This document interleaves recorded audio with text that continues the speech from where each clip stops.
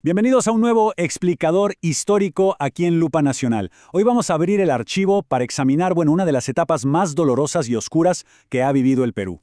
Atrás quedaron los días de una sierra pacífica, cuando germinó el trágico surgimiento, el violento apogeo y finalmente la caída de la agrupación terrorista Sendero Luminoso. Vamos a hacer este recorrido para comprender las profundas lecciones que nos deja el pasado y entender exactamente cómo se desató una época de oscuridad que no tenía precedentes en el país. 69.000. Piénsenlo un segundo. 69.000 víctimas entre muertos y desaparecidos es el saldo estimado que dejó este conflicto armado interno entre 1980 y el año 2000. Es absolutamente vital que mantengamos esta cifra en mente desde el inicio. No podemos perder de vista el inmenso costo humano y esa cicatriz imborrable que esta historia le dejó a miles de familias peruanas. Para entender cómo llegamos a eso, vamos a seguir este recorrido. 1. Orígenes en la universidad. 2. El salto a las armas. 3. Lucanamarca y el terror. 4. Voces de los sobrevivientes. 5. Captura y división. Y 6. El impacto en el Perú. Empecemos con la sección 1. Orígenes en la universidad. Imagínense la región de Ayacucho en 1962. Era una zona marcada por una pobreza extrema y un histórico pero total abandono estatal. En ese escenario llega a la Universidad Nacional San Cristóbal de Huamanga un profesor de filosofía llamado Abimael Guzmán. Un hombre carismático sí, pero profundamente radical. Guzmán aprovechó posiciones estratégicas como la dirección de personal para formar en 1970 la Facción Roja. Básicamente utilizaron las aulas como un refugio seguro para adoctrinar a los jóvenes, preparándolos hasta dar ese fatídico salto a las armas en 1980. Y aquí entra algo clave, el tristemente célebre pensamiento Gonzalo. ¿Qué era esto? Bueno, no era más que la interpretación radical y superdogmática que Guzmán hizo del maoísmo y el marxismo. El objetivo real era crear un culto absoluto hacia su propia persona. Era una ideología completamente vertical que exigía obediencia ciega, sin peros. Y lo peor, justificaba el uso del terror extremo como el único método válido para, según ellos, purificar a la sociedad. De hecho, fíjense que el nombre del movimiento sale de una consigna estudiantil por el luminoso sendero de Mariátegui. Al dominar áreas administrativas de la universidad como el comedor y la vivienda, la cúpula senderista tenía un control enorme sobre las necesidades más básicas de los estudiantes. Se aprovecharon de estas carencias para hacer un reclutamiento sistemático, inyectando un radicalismo que terminaría fracturando por completo la inocencia de toda una generación. Pasemos a la sección 2, el salto a las armas. Entonces, ¿cómo pasan de la teoría a la violencia? En los Andes, la pobreza extrema, la opresión y el aislamiento eran el pan de cada día.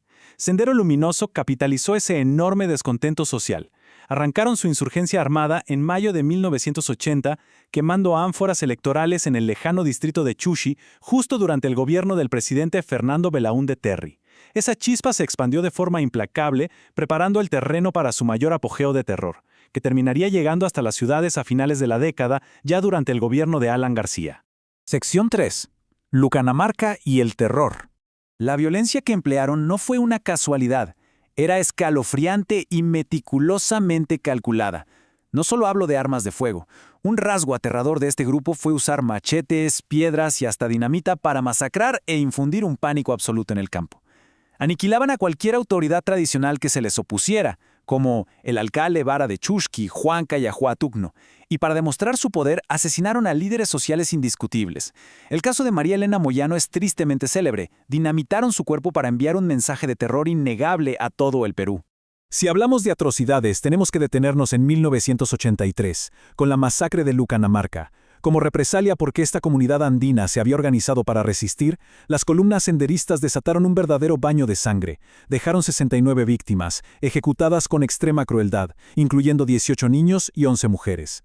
Y lo más increíble y aterrador para la historia es que el propio Abimael Guzmán admitió esta atrocidad abiertamente. En sus textos lo justificó como un golpe demoledor diseñado específicamente para someter a la gente a través del puro espanto. Sección 4. Voces de los sobrevivientes. Pero más allá de los datos y las fechas, la historia se trata de las personas que la vivieron de cerca. Hay un testimonio real de una sobreviviente, identificada en las investigaciones como China, que lo resume todo. Ella cuenta que las discrepancias empezaron a zanjarse a través de la muerte. Imagínense eso. Fue una dinámica macabra que borró para siempre la armonía tradicional de los Andes e instaló la desconfianza incluso entre vecinos de toda la vida. Todo este escenario generó una consecuencia fatal. Los campesinos quedaron atrapados en un fuego cruzado ineludible. Por un lado, los subversivos llegaban de noche y tomaban a la fuerza las escuelas locales para esconderse. Y por el otro lado, las fuerzas del Estado empezaron a etiquetar a comunidades enteras bajo el terrible estigma de pueblos senderistas. Así que miles de inocentes quedaron totalmente desprotegidos, victimizados por ambos bandos y pagando el precio más alto de una guerra que jamás pidieron. Ahora, un dato histórico que sorprende mucho sobre esta organización fue el rol tan determinante que tuvieron las mujeres en su cúpula. A diferencia de casi cualquier otra guerrilla latinoamericana de esa época, Sendero Luminoso reclutó masivamente a mujeres para la lucha armada y les dio un poder inmenso.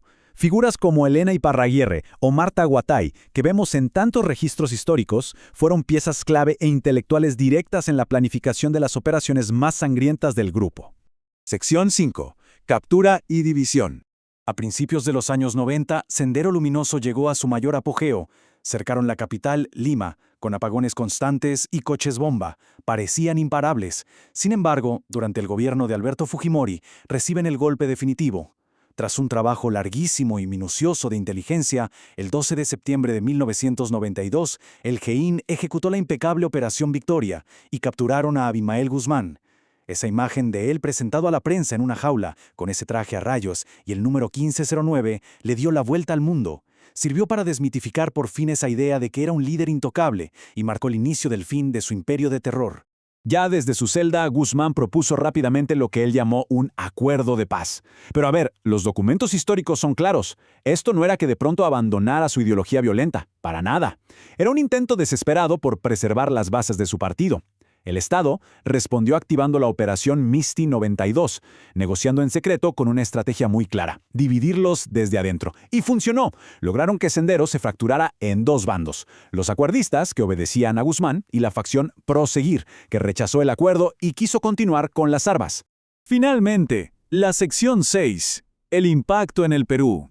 Haciendo un balance histórico, el daño para el Perú fue simplemente devastador e incalculable. Hablamos de 2 décadas que dejaron 69,000 muertos o desaparecidos. La destrucción de torres de alta tensión, carreteras, puentes, paralizó al país y lo hundió económicamente. Pero mucho más allá de los números o del dinero, se generó una ruptura profundísima en el tejido social peruano, sobre todo en el mundo andino. Dejaron un trauma, un dolor crónico, que el país, a pesar de los años, todavía se esfuerza muchísimo por sanar.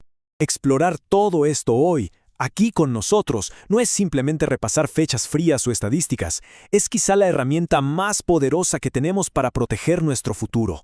Entender cómo el abandono social, el dogmatismo ciego y la justificación del terror arrastraron a un país entero al abismo es clave para valorar la paz. Y nos deja con una pregunta gigante y fundamental para nuestra memoria colectiva. ¿Cómo aseguramos que estas heridas del pasado, que tanto dolieron, no se vuelvan a abrir jamás?